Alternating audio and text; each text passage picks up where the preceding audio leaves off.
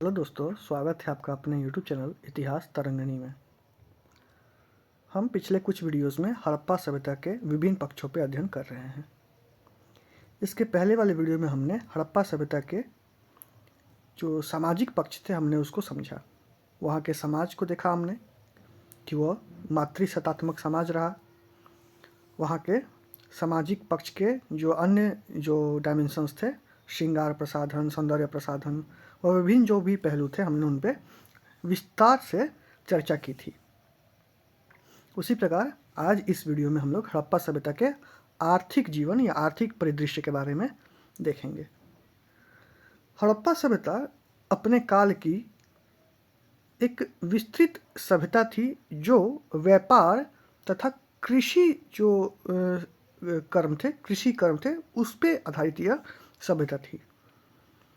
कृषि पे आधारित ये जो सभ्यता थी, इसका मुख्य कारण हम देखते हैं कि हड़प्पा सभ्यता, जिसे हम सिंधु घाटी सभ्यता भी कहते हैं, वह कहीं ना कहीं उसके सारे बस्तियां किसी न किसी नदी के किनारे ही बसे हुए थे।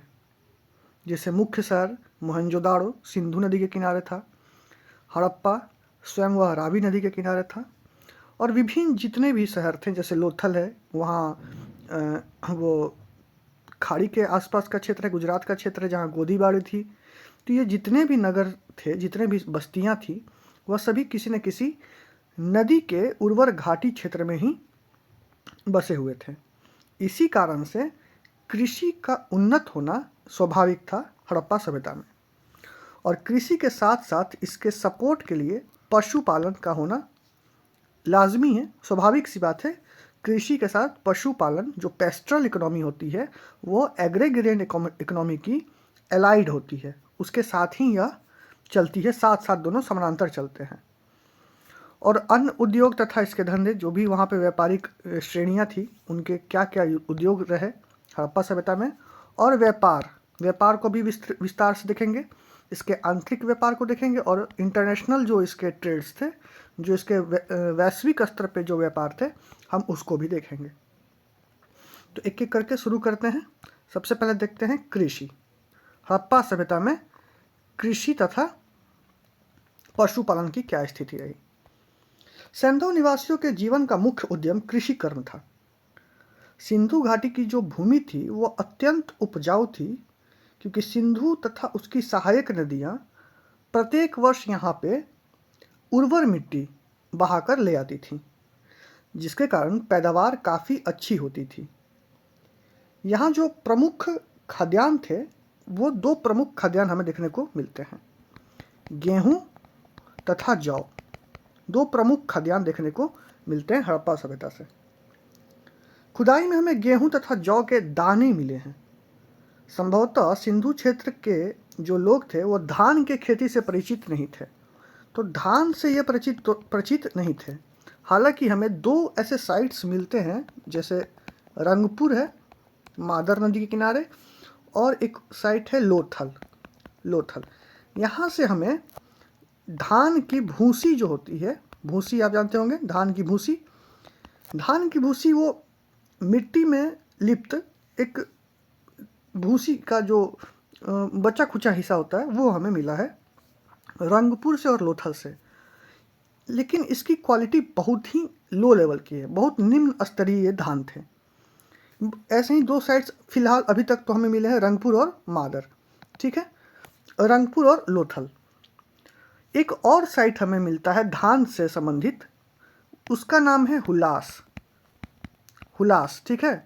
हुलास जो साइट है, यहाँ से हमें चावल के स्पष्ट साक्ष्य मिलते हैं हुलास से। लेकिन एक इशू यहाँ पे ये है कि जो हुलास साइट है, ये जो हड़प्पा सभ्यता हम लोग देखते हैं, जिसकी चर्चा अभी हम कर रहे हैं, ये वह काल है जो हड़प्पा सभ्यता अपने चरमोत्कर्ष पे था। लेकिन जिस साइट से हमें चावल के प्रत्यक्ष प्रमाण मिलते हैं, वह लेटर हड़प्पन पीरियड्स, जो हम इसके बाद देखेंगे, हड़प्पा सभ्यता के पतन होने के बाद में जो बस्तियाँ बस गई, वो बाद के हड़प्पा पीरियड का, हड़प्पोत्तर काल का ये साइट है हुलास। तो ऐसा फिलहाल अभी तक का मानना यह है कि हड़प्पा सिंधु घाटी सभ्यता के लोग धान की खेती से संभवतः परिचित नहीं थे। अपवाद के रूप में लोथल और रंगपुर याद रखना है, वहाँ से हमें धान की भूसी प्राप्त हुई है। लेकिन मुख्य जो इनके फसल थे वो गेहूं थे और जौ थे। नदी घाटी में हम जानते हैं, भूगोल में हमने पढ़ा है कि दो तरीके की मिट्टी होती है, एक खादर होती है और एक बांगर मिट्टी होती है। जो नदी बेसिन है उसके पास का जो क्षेत्र है वह खादर होती है। इस क्षेत्र में नदी प्रत्येक वर्ष बाढ़ आने से या पानी का स्तर ज़्यादा होने से पानी जो नदी है वह अपना विस्तार करती है कुछ क्षेत्रों तक, दोनों तरफ, दोनों बैंकों पे, दोनों किनारों पे। और जब पानी वापस लौटती है अपने क्षेत्र में बाढ़ के बाद, तो यहाँ कुछ मिट्टियाँ वो छोड़ जाती है, इस क्षेत्र में वो मिट्टी छोड़ जाती है। तो ये उपजाऊ मिट्टी होती है और प्रत्येक वर्ष यह मिट्टी बदलती है। तो इस क्षेत्र को उन्होंने कृषि के लिए इस्तेमाल किया, खादर के क्षेत्र के लिए। और जो इससे दूर के क्षेत्र हैं जहाँ प्रत्येक वर्ष बाढ़ नहीं आता है, वहाँ उन्होंने निवास स्थान के लिए बांगर के क्षेत्र को इस्तेमाल किया। हड़प्पा सभ्यता के लोग कृषि कार्य में इतने निपुण थे कि जो वर्ग समाज का जो कृषि कार्य में लिप्त था वो इस हद तक कृषि का उपज कर लेता था कि स्वयं अपना भरण पोषण तो कर ही लेता था, और नगर के जो बाकी वर्ग हैं जो कृषि कार्य में नहीं लगे हुए हैं, जैसे बौद्धिक वर्ग है, हमने देखा था प्रशासक वर्ग है, कुछ सुरक्षा वर्ग है, योद्धा वर्ग है, कुछ व्यापारी हैं जो कृषि कार्य में नहीं लगे हैं, जो किसान नहीं है, जो खेती नहीं करते, उनके लिए भी भरण पोषण के लिए भी वो उतना उपज कर लेते थे।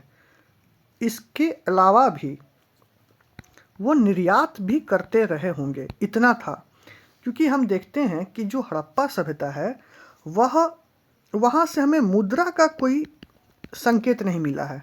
मोहर मिले हैं, सील मिले हैं, लेकिन मुद्रा नहीं मिली है। इसका मतलब है कि संभवतः वह बार्टर सिस्टम यानी कि वस्तु विनिमय प्रणाली पर ही वो व्यापार करते होंगे, और उसका आधार रहा होगा अनाज। अब ये कैसे कह पा रहे हैं कि अनाज ही रहा होगा आधार? बार्टर सिस्टम में अनाज आधार रहा होगा। हो सकता है ऐसा इसलिए कह रहे हैं क्योंकि हम आगे पढ़ेंगे जब नगर नियोजन, तो हम वहाँ देखेंगे कि किन्हीं किन्हीं शहरों में, अधिकांश शहरों में, अधिकांश जो बस्तियाँ हैं वहाँ हमें बहुत बड़े बड़े अन्नागार मिले हैं। पिछले वीडियोज़ में भी हमने देखा था, जब उसका शिक्षा, हम हड़प्पा सभ्यता में शिक्षा का स्तर देख रहे थे, तो हमने समझा था कि रिलेटिव ह्यूमिडिटी का कैसे वो इस्तेमाल कर रहे थे अन्नागार को बनाने के लिए। ग्रेनरीज जो मिली हमें सिंधु घाटी सभ्यता से, ये अन्नागार के आकार को हम देखते हैं कि इसमें सीढ़ियाँ लगी हुई हैं उतरने के लिए, बड़ी बड़ी सीढ़ियाँ बनी हुई हैं। तो हो सकता है कि वहाँ का प्रशासक वर्ग कर के रूप में अनाज को स्टोर करता होगा यहाँ पे, टैक्स के रूप में। तो अनाज बार्टर सिस्टम का महत्वपूर्ण हिस्सा था जो इसके अन्नागार में कर के रूप में संग्रहित होता था। कृषि में सिंचाई का साधन होना आवश्यक था और उनके लिए आसान भी था। अमूमन सारी जो कृषि कार्य होती थी वो खादर मिट्टी पे होती थी। वो स्वयं इतनी उपज मिट्टियाँ थी कि उनको सिंचाई के लिए उतनी आवश्यकता नहीं थी, और जो आवश्यकता थी वो पास के नदी से उसकी पूर्ति हो जाती थी। बावजूद इसके हमें कुछ घरों में हमें कुआं के भी साक्ष्य मिले हैं और बांध के भी साक्ष्य मिले हैं। बांध मनहर और मानसेट दो नदी हैं, इनके संगम पर हमें बांध बनाने का साक्ष्य मिला है जो कि धौलावीरा से हमें मिला है। यह स्थिति थी हमारी कृषि की हड़प्पा सभ्यता काल में। ठीक है, कुछ घरों में हमें एक जार, जिसे हम जार कहते हैं इंग्लिश में, जार, बड़ा सा बर्तन मृदभांड जिसमें अनाज रखे जा सके, इसके ऊपर जार रखा हुआ मिला है, एक के ऊपर एक। यानी कि घरों में, छोटे छोटे घरों में, आम लोगों के घरों में भी इतना अनाज होता था कि वो 2 बर्तनों में भर के रखते थे अपने फ्यूचर के लिए। ठीक है, तो ये स्थिति थी कृषि की। घरों में सिलवट्टे मिलना, प्रत्येक घरों से लगभग सिलवट्टे, यानी वो जो पीसने का जो होता है, पत्थर पे पीसना, वो मिला हमें। ठीक है, तो ये स्थिति रही इसकी। डीडी कौशाम्बी का विचार है कि सैंधव निवासियों के पास भारी हल नहीं था। अब देखो, खेती करना है तो एक चीज़ है जुताई करना, जुताई करना खेत का, प्रत्येक वर्ष जुताई करनी होगी, तब उसमें कुछ हम बोएंगे। तो इतिहासकार डीडी कौशाम्बी हैं, उनका विचार है कि सैंधव निवासियों के पास भारी हल नहीं था तथा वे पाषाण निर्मित कुदाल की सहायता से ही खेती कर लेते थे। अब सोचने की बात है कि उनके पास हल नहीं था तो वो खुदाई कैसे करते होंगे, तो ये उतना तर्कसंगत नहीं लगता। हालांकि हम देखते हैं कि कालीबंगन जो साइट है, कालीबंगन साइट, ध्यान से सुनिएगा, कालीबंगन जो साइट है वहाँ से हमें खुदे हुए खेत के साक्ष्य मिले हैं। खुदाई में हमें खुदे हुए या जुताई किए हुए खेत के साक्ष्य मिले हैं। और ये जो खेत था, जैसे हमने देखा था शहरों का वर्गीकरण, उच्च स्तरीय शहर और निम्न स्तरीय शहर, तो जो उच्च शहर था वो प्राचीर से घिरा हुआ था और जो निम्न शहर था जो प्राचीर से घिरा हुआ नहीं था, ये खेत हमें वहाँ मिले हैं जहाँ आम नागरिक रहते थे, जहाँ कृषि वर्ग के लोग रहते होंगे। तो ये जुता हुआ खेत हमें बताता है कि हो सकता है कि एटलीस्ट लकड़ी के बने हुए हल तो रहे होंगे, क्योंकि हमें खिलौने के रूप में भी हल मिला है। छोटे खिलौने के रूप में सेलखड़ी के खिलौने हैं या फिर पत्थर के खिलौने हैं, उसके रूप में हमें हल की आकृति मिली है, यानी कि हल का इस्तेमाल होता रहा होगा। और उसका प्रत्यक्ष प्रमाण हमें मिला है कालीबंगन से, जो साइट है हड़प्पा सभ्यता का। तो ये स्थिति कृषि की, ठीक है, एक सेकंड इसको साफ कर देता हूँ, ठीक है। तो ये रही हड़प्पा सभ्यता की कृषि की स्थिति। अब आगे देखते हैं पशुपालन। ये बात हमें पता है कि हड़प्पन सभ्यता के लोग घोड़े से परिचित नहीं थे, लेकिन अब इसमें भी संशय आने लगा है कि हमें बहुत जगह से घोड़े के दांत मिले हैं, जो मोलर होते हैं ना, मोलर चाहवा, ये दांत मिले हैं। और ये दांत की जो शेप है एग्जैक्ट सेम शेप है जो आज के घोड़ों में मोलर में होता है, सेम, एकदम एग्जैक्ट सेम, ठीक है। लोथल से मिला हमें ये साक्ष्य, दांत, घोड़े के दांत। लेकिन ऐसा कहा जाता है कि आर्यंस घोड़े लेकर आए यहाँ पे, लेकिन ये थ्योरी अब उतनी सच साबित नहीं हो पा रही है। अब ऐसा कहा जा रहा है कि हड़प्पन सभ्यता के लोग घोड़े से भी परिचित थे, इसके भी साक्ष्य हमें मिलने चालू हो गए हैं। और पशुपालन कृषि के सहायक के रूप में इस्तेमाल होता रहा होगा, बैल का, सांड का, जो भी। ये था कृषि से संबंध टॉपिक, हड़प्पा सभ्यता का आर्थिक जीवन। अब देखते हैं हड़प्पा सभ्यता के उद्योग धंधे, ये इंपॉर्टेंट पॉइंट है। हम सभी जानते हैं कि हड़प्पा सभ्यता एक उच्च स्तरीय नगरीय सभ्यता थी। जब नगरीय सभ्यता होती है, वह नगर में तब्दील होती है जब वहाँ पे उद्योगों का विकास होता है। कृषि हमने देख लिया, कृषि अपने उत्तम स्थिति पे थी, सरप्लस आ रहा था। और जब किसी भी इकोनॉमी में, अर्थव्यवस्था में कृषि मजबूत होती है, तब वहाँ पे उद्योग अपने पांव पसारना शुरू करता है। तो हड़प्पा सभ्यता कृषि के लिए सबसे बेहतरीन सभ्यता थी, कृषि की स्थिति वहाँ पे सबसे बेहतरीन थी। तो अब समय आया वहाँ पे उद्योग और धंधे लगाने के।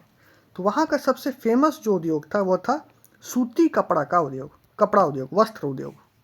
उसके बाद धातु उद्योग, फिर मनके उद्योग और लास्ट में मृद भांड का उद्योग। ये 4 यहाँ पे महत्वपूर्ण उद्योग धंधे थे। इन्हीं का वे व्यापार करते रहे होंगे। मनके से आभूषण बनाना, पशु के पहचान के लिए मनके बनाना और स्वयं के लिए लॉकेट बनाना। पशु के लिए भी लॉकेट बनता था और अपने लिए भी लॉकेट बनता होगा। तो यही ताबीज या लॉकेट बनाने के लिए इस्तेमाल मनका का होता था, बीड्स का, ठीक है, बीड्स। मनके का कारखाना मिला हमें 2-3 जगह से, वो आगे हम डिस्कस करेंगे जब हम हड़प्पन सभ्यता के साइट्स को देखेंगे, प्रत्येक स्थल को देखेंगे तो कहाँ से हमें क्या मिला है और वो किस चीज़ को संकेत करता है, हम उसको समझेंगे आगे। अब देखते हैं व्यापार, हड़प्पा सभ्यता का व्यापार। हड़प्पा सभ्यता में व्यापार आंतरिक स्तर पे भी होता था और बाह्य स्तर यानी अंतर्राष्ट्रीय स्तर पे भी होता था। जब आंतरिक स्तर पे व्यापार करना था तो मोस्टली स्थल मार्ग से जाते थे या नदियों का सहारा लेते होंगे, नाव के मार्ग से। और जब अंतर्राष्ट्रीय स्तर का व्यापार करना होता था तो मुख्यतः जल मार्ग से ही जाते थे। बाह्य स्तर पे जब व्यापार करते थे तो कुछ चीज़ों को वो बाहर से मंगाते थे और कुछ चीज़ों को ये एक्सपोर्ट करते थे। तो किन किन देशों से इनका व्यापार होता था, उसमें था मेसोपोटामिया का देश, जो मेसोपोटामिया का सभ्यता, इराक के आसपास का क्षेत्र, मिस्र की सभ्यता, इजिप्ट, अफगानिस्तान और ईरान। ये 4 मुख्य देश थे, मुख्य सभ्यताएं थीं जहाँ से हड़प्पा सभ्यता के लोग व्यापार करते थे। हम जो एक्सपोर्ट करते थे, इंडस वैली सिविलाइजेशन के लोग जो एक्सपोर्ट करते थे, उनमें प्रमुख था सूती वस्त्र। जैसे सूती वस्त्र को हम मेसोपोटामिया और यूनान दोनों में एक्सपोर्ट करते थे, एथेंस में, ठीक है। तो मेसोपोटामिया और यूनान में, तो मेसोपोटामिया ने सूती वस्त्र सिंधु के क्षेत्र से लिया और यूनान ने भी सिंधु के क्षेत्र से लिया। यूनान सूती वस्त्र को सिंडन का नाम देते थे, सिंडन, और सिंडन बनाने वाले लोगों को वो इंडन कहने लगे। इसी से इंडन शब्द निकला और ये आगे चल के इंडियन हो गया, ठीक है। और सिंधु बन गया आगे जाके हिंदू। जो मेसोपोटामिया का क्षेत्र था वो सा को हा के रूप में प्रोनाउंस करते थे, सा को हा के रूप में। सिंधु से बना हिंदू और यही हिंदू से हिंदुस्तान हो गया। तो सूती वस्त्र हम किसको एक्सपोर्ट करते थे? मेनली मेसोपोटामिया और यूनान को। हम हाथी दांत एक्सपोर्ट करते थे, कीमती लकड़ी एक्सपोर्ट करते थे, तांबा की बनी वस्तुएं एक्सपोर्ट करते थे और लाल पत्थर, जो भी कीमती पत्थर रहे उसको एक्सपोर्ट करते थे। कुछ वस्तुएं थी जो हम आयात करते थे, इंडस वैली सिविलाइजेशन के लोग। सिंधु सभ्यता को सोने की आवश्यकता होती थी, तो ये कर्नाटक के कोलार के खान से मोस्टली ये सोना मंगाते थे और बचा कुछ ईरान से मंगाते थे। चांदी अफगानिस्तान और ईरान से। भारत में वर्तमान में जो टीन है, टीन का जो खान है हमें मिलता है छत्तीसगढ़ में। कहाँ मिलता है? छत्तीसगढ़ में। और हमने देखा था हड़प्पा सभ्यता के विस्तार के टॉपिक में, उसका भौगोलिक विस्तार कितना था, तो हमने देखा कि उसका भौगोलिक विस्तार उत्तर प्रदेश के आलमगीरपुर और महाराष्ट्र के दायमाबाद, इतना ही क्षेत्र तक वो था। इस क्षेत्र से ज़्यादा बड़ा नहीं है। और छत्तीसगढ़ यहाँ पे है, मध्य प्रदेश के पूर्वी भाग में। तो ये तो संभव है कि छत्तीसगढ़ से टीन नहीं मंगाते थे, यानी कि वो टीन मंगाते रहे अफ़गानिस्तान से, पास के क्षेत्र अफ़गानिस्तान और ईरान से। तो टीन का जो व्यापार होता था हमारे यहाँ, आयात हम करते थे अफ़गानिस्तान से। टीन मंगाना क्यों आवश्यक था?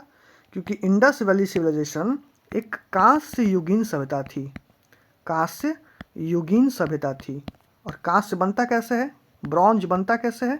कॉपर में टीन मिला के, कॉपर में टीन मिला के। टीन को सिम्बलाइज करते हैं एसएन से, Cu+Asn, ठीक है। कॉपर में टीन मिला के ये बनता है ब्रॉन्ज। तो टीन की आवश्यकता पड़ी, अफगानिस्तान से मंगा लिया। तांबा हमने देखा था खितड़ी के खान से, तांबा ये मंगाते थे खितड़ी के खान से, ठीक है। और नीलम पत्थर हो गया बदखशां अफगानिस्तान के क्षेत्र, और औषधि ये मंगाते थे हिमालयन क्षेत्रों से, शिवालिक रेंज जो थे पास में उनसे ये मंगा लेते थे, ठीक है। अब आगे के देखते हैं। हड़प्पा सभ्यता के अंतर्राष्ट्रीय व्यापार की प्रामाणिकता, मोस्ट इंपॉर्टेंट टॉपिक है। हड़प्पा सभ्यता में अंतर्राष्ट्रीय व्यापार होता था, इसके प्रमाण हमें कहाँ कहाँ से मिले हैं? क्या कोई हमें अभिलेख मिला है? क्या ऐसे मनके या मोहर मिले हैं? और ये स्पेक्ट्रोग्राफ एक विधि है, इसको हम समझेंगे ये क्या होता है, जो यह प्रमाण करता है कि हड़प्पा सभ्यता यानी कि इंडस वैली सिविलाइजेशन में इंटरनेशनल लेवल पे ट्रेड होता था। तो पहला टॉपिक देखते हैं अभिलेख। अभिलेखों से क्या जानकारी मिलती है हमें इसके अंतर्राष्ट्रीय व्यापार के बारे में? मेसोपोटामिया से हमें एक अभिलेख मिलता है सारगोन वंश का, जिसे हम कहते हैं सुमेरियन अभिलेख। सारगोन वंश का ये अभिलेख मिलता है। यहाँ एक बंदरगाह का वर्णन है, ऊर बंदरगाह। इस अभिलेख में लिखा है कि ऊर बंदरगाह पर दिलमुन, मगन और मेलुहा के जहाज आकर लंगर डालते हैं। सुमेरियन अभिलेख में क्या लिखा हुआ है कि ऊर बंदरगाह पर दिलमुन, मगन और मेलुहा के जहाज लंगर डालते हैं। और वर्तमान में इन तीनों क्षेत्रों का जो पहचान किया गया है, इन तीनों क्षेत्रों का पहचान किया गया है। दिलमुन का बहरीन से पहचान किया गया है, मगन का मकरान के तट से ओमान के पास का क्षेत्र, और मेलुहा का हड़प्पा से। तो यह जो अभिलेख हमें प्राप्त होता है, सुमेरियन अभिलेख जो सारगोन वंश का है, मेसोपोटामिया की सभ्यता का है, यह इस बात को प्रमाण करता है कि हड़प्पा सभ्यता के लोग जल मार्ग के माध्यम से जहाज के द्वारा मेसोपोटामियन सभ्यता के साथ व्यापार करते रहे होंगे। जो बहरीन है, जो दिलमुन है, जो आज का बहरीन है, यहाँ हमें हड़प्पा सभ्यता और मेसोपोटामिया सभ्यता दोनों की विशेषताएं प्राप्त होती हैं। तो हो सकता है कि ये एक मैप गलत में बन जाए, ये हमारा इंडिया हो गया, ये अफ्रीका का क्षेत्र है। तो ये जो बहरीन का क्षेत्र है, यहाँ पे हो सकता है कि यहाँ जहाज आके रुकते होंगे और फिर आगे बढ़ते होंगे। तो ये जो बहरीन का क्षेत्र है, यह मध्यस्थता का काम करता होगा, हॉल्ट के रूप में काम करता होगा। जहाज जाती होगी, वहाँ लंगर डालती होगी, वहाँ रुकती होगी, वहाँ सामान एक जहाज से दूसरे जहाज पे जाना या क्षेत्रीय स्तर पर व्यापार होना, जो भी बहरीन का क्षेत्र मध्यस्थता के भूमिका के रूप में कार्य कर रहा था। तो यह हमें साक्ष्य मिलता है, प्रमाण मिलता है, अभिलेखी साक्ष्य सुमेरियन अभिलेख से, जो शारगोन वंश का अभिलेख है। किस वंश का अभिलेख है? शारगोन वंश का अभिलेख है, मेसोपोटामिया सभ्यता से। आगे बढ़ते हैं, देखते हैं हमें इराक के, मेसोपोटामिया सभ्यता का ही इराक के किस नगर तथा सुमेर से हड़प्पा के बने हुए मनके मिले हैं और मोहर भी प्राप्त हुए हैं। जो सील्स होते हैं, सील्स हमें प्राप्त हुए हैं। ठीक है, सील्स हो सकता है एंट्री के लिए आईडी कार्ड रहा हो, कुछ भी हो सकता है, किसी भी चीज़ में इसका इस्तेमाल हो रहा होगा। लेकिन जो सील्स हैं ये हड़प्पा सभ्यता के हैं, जो हमें मेसोपोटामिया के सभ्यता में मिली हैं। हमें लोथल में, गुजरात में ममीफाइड बॉडी मिली है। ममीफाइड बॉडी क्या बताता है कि यह मिस्र से किस प्रकार संबंधित रहा होगा। मिस्र के लोग आते होंगे, हो सकता है उनकी यहाँ मृत्यु हुई, तो यहीं ममीफाइड करके उनको दफना दिया गया। ठीक है, अब अगला है स्पेक्ट्रोग्राफ विधि। स्पेक्ट्रोग्राफ विधि है क्या? स्पेक्ट्रोग्राफी एक साइंटिफिक टेक्नोलॉजी है, साइंस की टेक्नोलॉजी है, जो यह बताती है कि कोई भी धातु जो है उसका टाइम पीरियड क्या है और वह किस क्षेत्र से संबंधित है। हम कोई टुकड़ा लेते हैं धातु का और इसकी जांच करते हैं, तो हम बता सकते हैं कि यह किस माइन से निकला हुआ है, किस खान का है। तो इसी स्पेक्ट्रोग्राफ विधि से पता चलता है कि ऊर के कब्र में, जिस बंदरगाह की चर्चा भी ऊपर हमने की थी, ऊर के कब्र से तांबे का बना एक दर्पण मिला है, और यह जो तांबा है यह खेतड़ी के खान का है। राजस्थान में जो खेतड़ी है, यह खेतड़ी के खान का तांबा है। तो इस प्रकार से हम देखते हैं कि हड़प्पा सभ्यता अंतर्राष्ट्रीय स्तर पर व्यापार करता है। हमें अभिलेखी साक्ष्य भी मिल गए, मनके और मोहर भी मिल गए, और स्पेक्ट्रोग्राफ विधि के द्वारा यह प्रमाणिक भी होता है कि अंतर्राष्ट्रीय स्तर पर व्यापार होते रहे हैं। अब देखिए नोट में, लोथल से हमें ममीफाइड बॉडी मिली है जो इजिप्ट से संबंध का साक्ष्य बताते हैं। मैंने पहले ही बताया मुद्रा था नहीं, तो बार्टर सिस्टम रहा होगा। और मोहर सेल खड़ी मिट्टी जैसा होता है, पका के मिट्टी का, स्टेराइड बोले या सेल खड़ी बोले, वो मोहर बने होते थे। ये हड़प्पन आयताकार थे। हड़प्पन जो सील्स थे वो रेक्टेंगुलर या स्क्वायर शेप में थे, और मेसोपोटामियन जो मोहर थी वो सिलेंड्रिकल थी। ये दो अंतर यहाँ पे मेंशन किया हुआ है कि जो मोहर थे, हड़प्पा के मोहर और मेसोपोटामिया के मोहर, उसमें क्या अंतर थे। तो जो मेसोपोटामियन मोहर थे वो मोस्टली सिलेंड्रिकल थी। ठीक है, मोस्टली सिलेंड्रिकल थी, और जो इंडस वैली सिविलाइजेशन के मोहर थे वो मोस्टली आयताकार थी। इन पे आकृति भी देखो, जानवर की आकृति बनी हुई है सब पे। ठीक है, जानवर की आकृति, यहाँ स्वास्तिक भी बना हुआ है। और मेसोपोटामियन मोस्टली सिलेंड्रिकल थी। माप तौल की स्थिति क्या थी? तो लोथल समय हाथी दांत का बना हुआ स्केल मिला है। जो हम पैरामीटर या मापने के लिए यूज़ करते हैं, वो हाथी दांत का बना हुआ हमें स्केल मिला है। कहाँ से? लोथल के साइड से। वह हाथी का दांत मापने के लिए है, और तौलने के लिए हमें तराजू मिला है, क्योंकि हमें बाट मिला है। बाट जो वेइंग होता है ना, वे करने वाला, वजन करने के लिए जो हम बाट रखते हैं, जिस पे 1 kg 2 kg लिखा होता है, ये होता है बाट। तो वेइंग करने के लिए, वेट करने के लिए किसी भी चीज़ को, वो बाट मिला। और संभवतः जो बाट था वो 16 यूनिट के इकाई में था। 16, 32, 64 ऐसे 16 के मल्टीपल में ये चलता था। आज हम देखते हैं ना 500 kg, 500 ग्राम, 1 kg, 2 kg, जो यूनिट है 1 का उस पर चलता है, तब ये 16 के यूनिट पे चलता था। तो ये रहा आज का टॉपिक। आगे हम देखेंगे हड़प्पा सभ्यता की राजनीतिक व्यवस्था, हड़प्पा सभ्यता की धार्मिक स्थिति, और इसी क्रम में हम आगे देख लेंगे हड़प्पा सभ्यता में जो नगर नियोजन था, अगले वीडियो में हम देखेंगे। ठीक है, इस वीडियो में यहीं तक रखते हैं। टॉपिक था हमारा हड़प्पा सभ्यता का आर्थिक जीवन। ठीक है, अपने दोस्तों में चैनल को शेयर करें, और चैनल का नाम चेंज हो गया है, सबको पता होना चाहिए, इतिहास तरंगिणी। ठीक है, मिलते हैं अगले वीडियो में। धन्यवाद।